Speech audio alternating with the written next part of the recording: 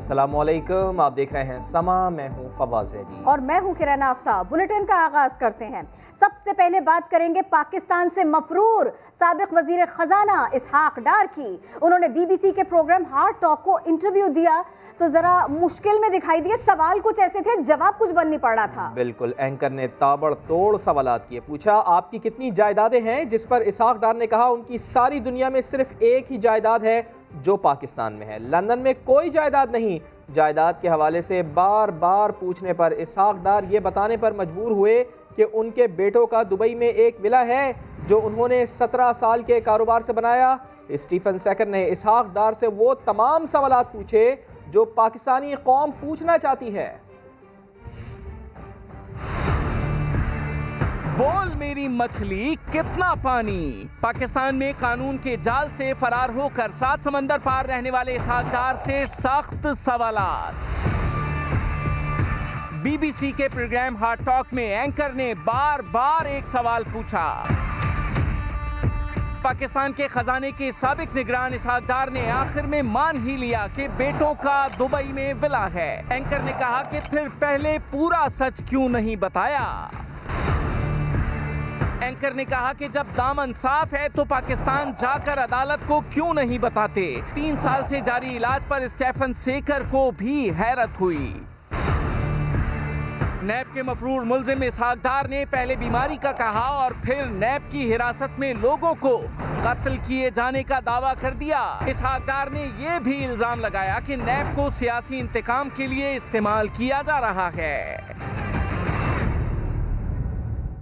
तो बीबीसी जाकर इसहाक डार ने अपनी बेइज्जती अपनी मर्जी से कराई है। वफाकी वजीर शिबली फराज की साबिक वजीर खजाना पर तनकीद। शेख रशीद ने भी कहा, डार मुकदमा मीडिया में लड़ने के बजाय वतन वापस आकर अदालतों में सफाई पेश करें। मजीद किसने क्या कहा हम आपको दिखाते हैं। इसहाक डार के इंटरव्यू पर हुकूमती रहनुमाओं का रद्दे अमल। वफाकी वजीर शिबली फराज का कहना है, मुस्लिम लीग की सारी क़यादत की सियासत झूठ पर मबनी है। यही बात मरियम नवाज ने कही थी कि इंग्लैंड को तो छोड़े, मेरी तो पाकिस्तान में कोई जायदाद नहीं है। किसने कहा है कि आप हार्ड टॉक जैसे एक शो में आप जाएं और अपनी बेइज्जती खुद कराएं। शेख रशीद ने कहा कि इसहाक डार को वापस लाने में कानूनी रुकावटों का सामना है। अगर कोई आदमी अपने आप को इतना नीट और कठिन महसूस करता है तो आए और फेस करे कानून को और अदालतों को और अपनी सफाई दे। फवाद चौधरी ने इंटरव्यू को पाकिस्तानियों के लिए बाइसे शर्म करार दिया। तानवी हुकूमत का के लिए ये बड़ा एक सोच का मुकाम है कि इस तरह के जो क्रिमिनल्स हैं लंदन में बैठ के हैं जाके, ये भी इंसानी हकूक हैं। आप एक डाकुओं की अमाजगाह नहीं बन जाएंगे। हमारी नाकामी है कि हम इनको अभी तक वापस नहीं ला सके। फिरदौस आशिक अवान ने इसहाक डार को मशवरा दिया कि वो अपना मुकदमा अदालतों के सामने रखें। प्रॉपर्टी नहीं है तो पाकिस्तान तशरीफ लाए ना, बिस्मिल्लाह करें। ये बात तो अदालत को बताएं आके, बीबीसी को बताने की तो जरूरत नहीं है। फिरदौस आशिक अवान ने मजीद कहा कि सच्चाई अवाम के सामने आ रही है। लीगी क़यादत मुंह दिखाने के काबिल नहीं रही।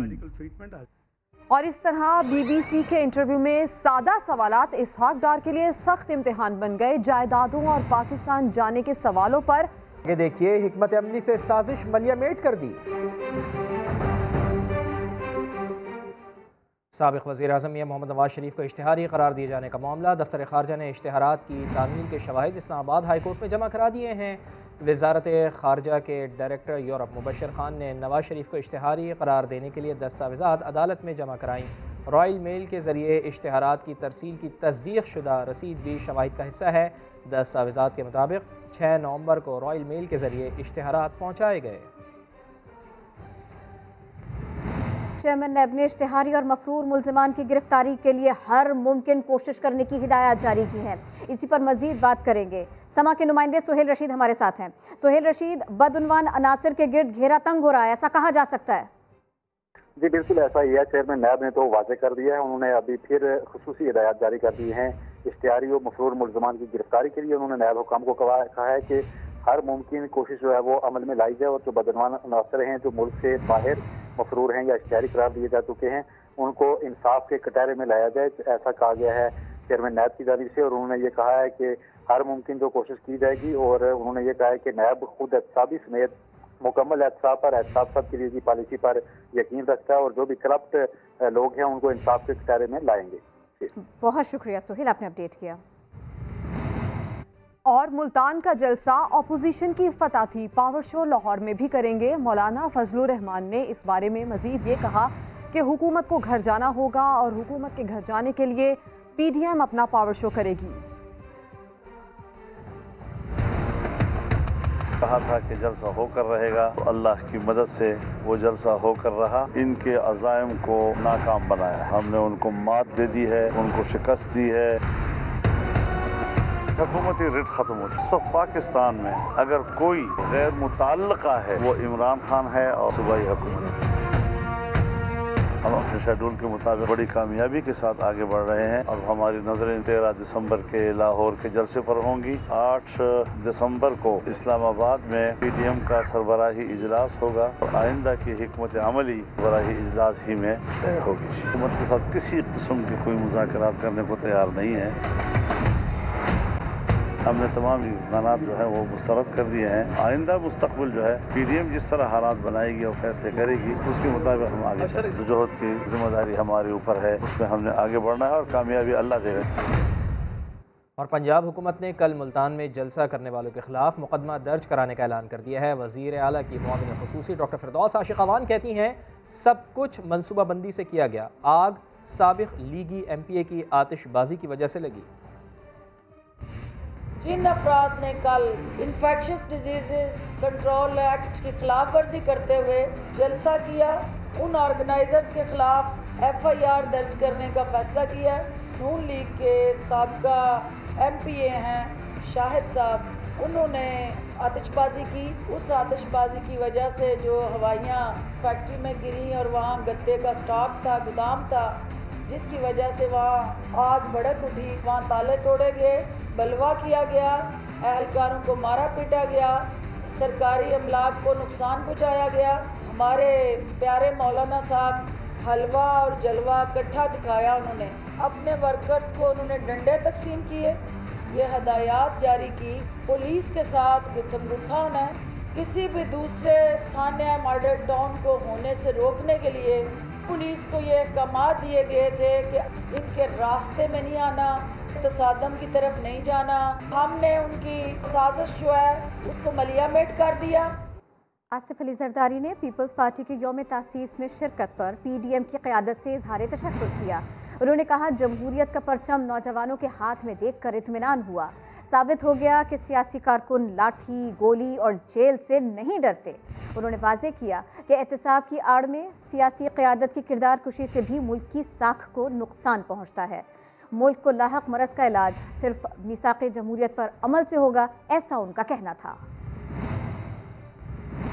जमात इस्लामी पाकिस्तान के अमीर सिराजुल हक ने PDM में शमूलियत से साफ इनकार कर दिया है। कहा हम PDM में शामिल होकर नून लीग और पीपल्स पार्टी को अवाम पर फिर से मुसल्लत नहीं करना चाहते।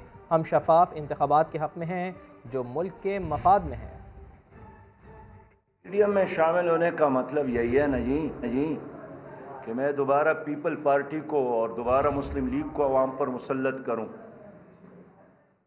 लेकिन एक शफाफ इलेक्शन मेरी भी ज़रूरत है और एक शफाफ इलेक्शन पीपल पार्टी और मुस्लिम लीग की भी ज़रूरत है और इस मुल्क के हर सियासी वर्कर की ज़रूरत है। इसलिए मैं चाहता हूं कि हम इस पर एक डायलॉग करें और एक शफाफ इलेक्शन का तरीक़ाकार वज़ा करके हुकूमत के गिरबान में हाथ डाले कि इस तरीक़े के मुताबिक इलेक्शन होना चाहिए। ऑपोजिशन जमातों के जलसे को रोकने के लिए फैसलाबाद की जिले इंतजामिया सरगर्म हो गई। डिप्टी कमिश्नर ने 83 कारकुनों को 30 रोज की नजरबंद करने के लिए CPO को मरासला लिख दिया। उस्मान सिद्दीक की रिपोर्ट। फैसलाबाद की जिला इंतजामिया ने नून लीग के वर्कर कन्वेंशन और लाहौर में PDM के जलसे के हवाले से कारकुनान की लिस्टें तैयार कर ली। डिप्टी कमिश्नर मोहम्मद अली ने 83 अफराद को 30 रोज़ के लिए नज़रबंद करने का मरासला CPO को लिख दिया। जहां कानून को कोई हाथ में लेने की कोशिश करेगा उस हवाले से जो एक्शन बनता है वो कानून के मुताबिक लिया जाएगा। कारकुनान की गिरफ्तारियों और नज़रबंदियों पर नून लीगी रहनुमा फट पड़े। पूरा पाकिस्तान अंदर कर दो, तुम हमारे बच्चों को भी घरों से उठवा लो, तुम जितने जुल्म कर सकते हो कर लो, लेकिन 4 दिसंबर को फैसलाबाद का कन्वेंशन हर सूरत होगा। फैसलाबाद में वर्कर कन्वेंशन से शाहिद खाकान अब्बासी, राना सनाउल्ला और एहसन इकबाल खिताब करेंगे। कैमरामैन कदीरुर रहमान के साथ उस्मान सिद्दीक, समा, फैसलाबाद। मुल्तान जलसे में SOPs की खिलाफ वर्जी की गई, इश्तियाल अंगेज तकरीर की गई। अब इसीलिए तो PDM रहनुमाओं के खिलाफ मुकदमा दर्ज किया गया है। मजीद बात होगी समा के नुमाइंदे राशिद हमीद से। राशिद हमीद, किस किस को नामजद किया गया? जी बिल्कुल किरण, मुकदमा दर्ज हो गया है। पुरानी कोतवाली में ये मुकदमा दर्ज किया गया है, जिसमें पीपल्स पार्टी के 16, नून लीग के 22 और JUI के 14 अफराद जो हैं वो नामजद है, जिनमें साबिक वज़ीर आज़म यूसुफ रज़ा गिलानी के जो 3 बेटे अब्दुल कादिर गिलानी, मूसा गिलानी और अली हैदर गिलानी जो है ये नामजद है। इसमें जो है अब्दुर्रहमान कांजी जो है नून लीग से ताल्लुक़ रखने वाले, इनका भी नाम इसमें शामिल है और इनके खिलाफ जो है थाना पुरानी कोतवाली में मुकदमा दर्ज किया गया है। असाउंड एक्ट की खिलाफ वर्जी और जो इश्तियाल अंगेज तकरीर जो है वो की गई थी, उस हवाले से जो है अब ये मुकदमा दर्ज कर लिया गया। बहुत शुक्रिया राशिद। मुबारक हो कामयाब जलसे पर, मुबारक हो। PDM सरबराह मुल्तान जलसे पर मुबारकबाद देते और वसूल तो करते रहे, लेकिन जब शुरका से मुताल्लिक़ हुकूमती दावों पर सवाल हुआ तो मौलाना फजलुर रहमान का चेहरा उतर गया। अस्सलाम वालेकुम जी, जलसे की मुबारकबाद आप हमें देंगे या हम आपको देंगे? हम मुबारकबाद देंगे आपको या आप हमें मुबारकबाद देंगे? सबसे पहले तो मैं मुबारकबाद पेश करता हूँ, मुबारकबाद की मुस्तहिक है, मैं मुबारकबाद पेश करता हूँ। सबसे पहले मुबारक बच्चों को भी मुबारकबाद, भी मुबारक कासिम की रिहाई के लिए भी मुबारकबाद। इमरान जमात ये कह रही है कि जलसा नहीं जलसी थी, ये इसमें क्या कहेंगे, उनको नजर नहीं आता क्या है?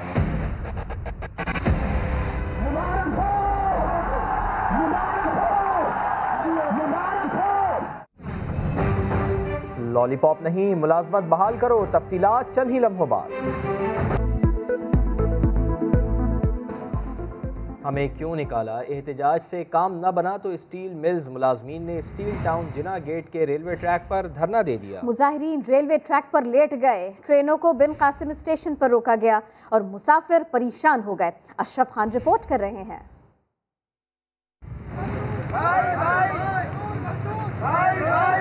स्टील मिल्स के बरतरफ मुलाजमीन के एहतजाज के हुकूमत ने लिफ्ट ना कराई तो उन्होंने नया हरबा अपना लिया।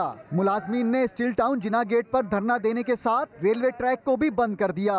मुजाहिरीन ट्रैक पर लेट गए, रुकावटें लगा दी। मुलाजमीन को जो बरतरफ किया है इनको बहाल किया जाए, कानूनी चाराजोई करेंगे हम और आखिरी हद तक जाएंगे। धरने के बाइस ट्रेनों की आमदोरफ्त का निजाम धर्म भरम हो गया। Karachi express, sir Syed express, green line, Allama Iqbal, Karakoram और रहमान बाबा एक्सप्रेस को मुख्तलिफ स्टेशन पर रोक दिया गया। धरना मुसाफिरों के लिए अजियत बन गया। मुसाफिर इतने परेशान हैं, थक गए, बुरा हाल है, लोग अपनी मदद के तहत आप जा रहे हैं तो अभी तक हम अल्लाह के हवाले पे ही बैठे हुए हैं यहाँ पे। गाड़ी में पानी भी ख़त्म हो चुका है और कोई यहाँ पे बाहर निकलो, गाड़ी वालों ने 2500 से 3000 रुपये का अपना रेट बनाया हुआ कि इससे कम में तो कोई जाएगा नहीं। रेलवे हुक्काम भी मुजाहिरीन के आगे बेबस हैं। कहते हैं जब तक ट्रैक क्लियर नहीं होगा ट्रेनें नहीं चलेंगी। कैमरामैन कासिम रईस के साथ अशरफ खान, समा, कराची। स्टील मिल्स के बरतरफ मुलाजमीन का बिन कासिम रेलवे ट्रैक पर धरना अब भी जारी है। इसके बायस बारात लेकर बहावलपुर जाने वाला दूल्हा कैंट स्टेशन पर फंस के रह गया है। मजीद बात होगी समा के नुमाइंदे मुदस्सिर नज़ीर से। मुदस्सिर, क्या माहौल है वहाँ का, अपडेट कीजिए। जी बिल्कुल, बिन कासिम पर एहतजाज जारी है। मुसाफिर जो हज़ारों मुसाफिर हैं मुख्तलिफ स्टेशन पर ख्वार हो रहे हैं। हमारे साथ बहावलपुर जाने वाले एक दुल्हा मियाँ भी हमारे साथ मौजूद हैं। इन्होंने सुबह इनकी शादी है लेकिन वो इस वक्त कैंट स्टेशन पर परेशान हो रहे हैं। 40 अफराद हैं हमारे साथ और आज हमारी शादी थी। सुबह 8 बजे के हम बैठे हुए हैं, उसके बावजूद अभी तक ट्रेन का कोई आने जाने का कोई हमें पता नहीं है। परेशान हो गए, क्या करें। हम तो चाह रहे हैं कि अभी हम जा रहे थे रिफंड करवाने के, रिफंड कर दो भाई। 40 टिकटें रिफंड कर दो ताकि हम सुबह चले तो पहुँच तो जाएँ टाइम पर शादी पे। तो ये सारा मज़ा कर ऐसा बेहतरीन किस्म का करकरा हुआ है कि लाइफ टाइम याद रहेगी हमें। कल शादी इनकी और इसकी अभी डिमांड यह है कि पाकिस्तान रेलवे जो 40 अफराद की टिकट्स हैं उसे रिफंड कर दे ताकि कुछ इनकी परेशानी का जो है अजाला हो सके। और पैसे दो, सहूलियात लो, ये है अडियाला जेल। यहाँ मुजरिमों को सब मिलता है, रिश्वत का बाजार लगा है। डिप्टी सुपरिटेंडेंट जेल जेब गर्म करता है। समा ऑडियो सबूत मंजरेआम पर ले आया तो फयाजुल हसन चौहान ने माफिया के खिलाफ कार्रवाई का ऐलान कर दिया। कत्ल के मुजरिम हो कोई बात नहीं, कैद बा मुशक्कत काट रहे हो कोई मसला नहीं, पैसे दो आसाइशें लो, 1 लाख में पसंद का कमरा मिलेगा, मोबाइल इस्तेमाल करो, नशा करो, कोई मसला नहीं। रावलपिंडी अडियाला जेल में मुजरिमों को सब मिलता है, रिश्वत का बाजार लगा है। समा ने डिप्टी सुप्रीडेंट जेल की ऑडियो हासिल कर ली। बजान क्या हाल है, ठीक हो, खुश हो भाई? थोड़ा बंदा कटा देता है 9-12 एक कमरे पवा देता है, 9-12 के ऐसे बंदा नहीं पाते, तेन पता कि लाख रुपए देने फिर पाने, लेकिन भाई थोड़ा बंदा से ऐसे 9-12 के एक कमरे पा देता है, उसकी मुशक्कत ही माफ़ कर देती है, मुशक्कत ही नहीं करेगा, अपनी पसंद का कमरे चला गया। मैं भाई को बता दूँ वापस आ गया। गुज़िश्ता हफ्ते रिहाई पाने वाले कैदी ने अहम राज फाश कर दिए। फौजी असगर कैदी इन्होंने रखा हुआ है मुलाजमान ने। फौजी असगर कैदी किसी की रिहाई बन जाए तो फौजी असगर बंदे को बंदा नहीं समझता है, इतने पैसे दोगे तो तेरी रिहाई बनती है, इतने पैसे नहीं दोगे तो रिहाई नहीं बनती है। बात यहाँ ख़त्म नहीं होती। जेल अस्पताल के वार्डन मोहम्मद इलियास ने बताया कि मंशियात का धंधा भी खूब चलता है। मैं मोहम्मद इलियास, वार्डन नंबर 5396, मैं पिंडी जेल में नौकरी कर रहा था। HP2 अस्पताल के साथ एक और अस्पताल है जहाँ मरीज़ बंद हैं, TB वाले, एड्स वाले और पागल खाना, वहाँ मेरी ड्यूटी थी। तो वहाँ पर कुछ गंदे लोग थे, मंशात मतलब है वो बाहर से लाते थे, जिस पर जो है ना खुफिया खाने से लाते थे। वजीर जेल खानाजात फयाजुल हसन चौहान ने समा के प्रोग्राम नया दिन में माफिया के खिलाफ कार्रवाई का ऐलान कर दिया। इस डिप्टी सुपरिटेंडेंट के खिलाफ इंक्वायरी लग चुकी है। इससे पहले एक असिस्टेंट सुपरिटेंडेंट जो ना वो सस्पेंड हो चुका है, जो ना बच्ची के जो ना एक खातून के रेप के हवाले से, और उसके अलावा एक ओवरऑल इंक्वायरी इंशाल्लाह लॉन्च होने वाली है इस अडियाला जेल के हवाले से। फयाज चौहान का कहना है जेलों में इनकलाबी इस्लाहात लाकर सारे काले धंधे बंद करवाएंगे। कराची डिफेंस में मुबैना मुकाबले में मारे जाने वाले अब्बास की पोस्टमार्टम रिपोर्ट अब तक नहीं आई है। घर के मकीन अली हसनैन एडवोकेट ने पुलिस की ज़ेर निगरानी पोस्टमार्टम को मानने से इनकार कर दिया है। एडवोकेट अली हसनैन ने अब्बास के लवाहिकीन के साथ जिना अस्पताल का दौरा किया। मीडिया से गुफ्तगू में कहा, पुलिस दूसरी बार पोस्टमार्टम करने को तैयार नहीं, हमें पहले किए जाने वाले पोस्टमार्टम पर एतमाद नहीं है। अली हसनैन ने मुतालबा किया है कि अब्बास के लवाहिकीन और उनके सामने पोस्टमार्टम किया जाए। उन्होंने कहा कि मुकदमा दर्ज कराने की कोशिश कर रहे हैं, ताहम पुलिस अपने पेटीबंद भाइयों को बचाने में मसरूफ़ है। वही हुआ जिसका डर था, तफसील थोड़ी ही देर में देते हैं। हवेलियां तैयारा हादसा केस समाअत के दौरान सिंध हाई कोर्ट में PIA हुक्काम से सख्त बासपुर्स की गई। अदालत में मौजूद शहीद कैप्टन की वालिदा जज्बात पर काबू न रख सकी, रो पड़ी। इरफानुल हक रिपोर्ट कर रहे हैं। जो मजाक हमारे साथ कर रहे हैं, खुदा के लिए मैं हाथ जोड़ रहा हूँ, ये बंद करें। 7 दिसंबर 2016 पाकिस्तानी एयरलाइंस फ्लाइट 661 चित्राल से इस्लामाबाद का सफर था। बदकिस्मत तैयारा हवेलियां के करीब गिरा। हर दिल अजीज शख्सियत जुनैद जमशेद समेत 48 मुसाफिर जाँ बहक हुए। हादसा क्यों हुआ, इंक्वायरी साल हर साल से जारी है और आज फिर अदालत बरहम है कि खराबी के बावजूद तैयारा क्यों उड़ाया गया।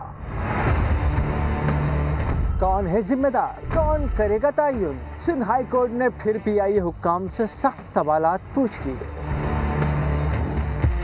मगर फिर वही जवाब पेश कर दिए गए कि टेक्निकल मसला था। हमने हादसे से सबक सीखा। इस मौके पर अदालत में मौजूद शहीद कैप्टन की वालिदा रो पड़ी। हुआ क्या मेरे बेटे को, जहाज को क्या हुआ, मेरे बेटे को क्या हुआ, ये लोग मुझे कोई रिपोर्ट नहीं बता रहे।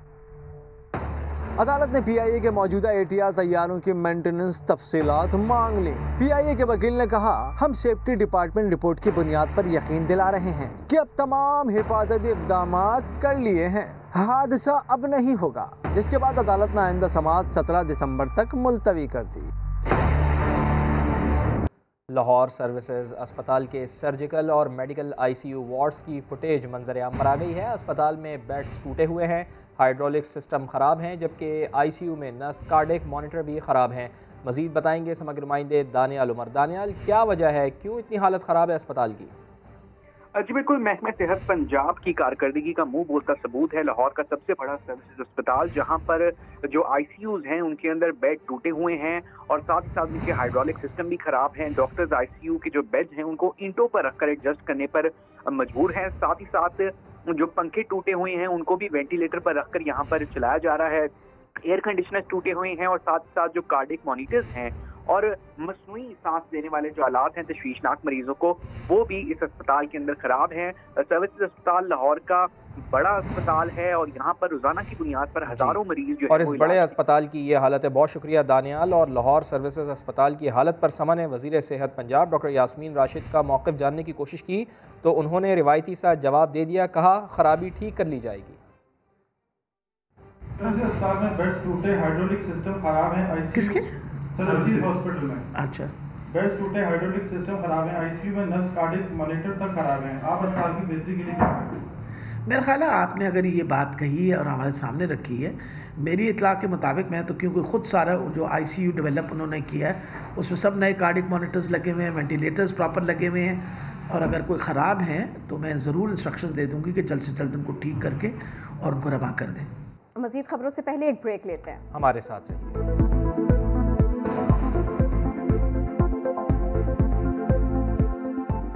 चीनी वज़ीर दिफा की सदर और वज़ीर आज़म से अहम मुलाकातें। मुअज़्ज़ज़ मेहमान को निशाने इम्तियाज़ मिलिट्री से नवाजा गया। अब्बास शबीर रिपोर्ट कर रहे हैं। चीनी वज़ीर दिफा जनरल वी फेंग ही की सदर आरिफ अलवी से मुलाकात। डॉक्टर आरिफ अलवी ने चीन के साथ मिसाली ताल्लुकात को खारजा पॉलिसी का अहम सतून करार दिया। ऐवान सदर में तकरीब के दौरान मुअज़्ज़ज़ मेहमान को निशाने इम्तियाज मिलिट्री से भी नवाजा गया। चीनी वज़ीर दिफा वज़ीर आज़म इमरान खान से भी मिले। इक़्तिसादी ताउन और सी पैक समेत दीगर अमूर पर तफसीली तबादला ख्याल हुआ। वज़ीर आज़म का कहना था कि पाकिस्तान और चीन की बाहमी एतमाद की बुनियाद पर ताउन की शराकतदारी हर आजमाइश पर पूरी उतरी। कोरोना से निपटने के लिए दोस्त मुल्क के ताउन का शुक्रिया अदा किया। वज़ीर आज़म ने मसला कश्मीर पर चीन की हिमायत को सराहा। दोस्ती को मजीद बुलंदियों पर ले जाने के लिए आला सतह वफूद के तबादलों पर भी जोर दिया। जनरल वी फेंग ही ने चीनी सदर और वज़ीर आज़म की नेक ख्वाहिशात वज़ीर आज़म इमरान खान तक पहुँचाई। चीनी वज़ीर दिफा गुज़श्ता रोज army chief general Qamar Javed Bajwa से भी मिले थे। GHQ में होने वाली अहम मुलाकात में पाक चीन दिफाई ताउन को मजीद बढ़ाने की याददाश्त पर दस्तखत भी किए गए। और खैबर पख्तूनख्वा के ज़िला शांगला में आज के जदीद दौर में भी ऐसा गाँव मौजूद है जहाँ जाने का रास्ता इंतहाई ख़तरनाक है। तफसीलात शहाबुद्दीन की इस रिपोर्ट में।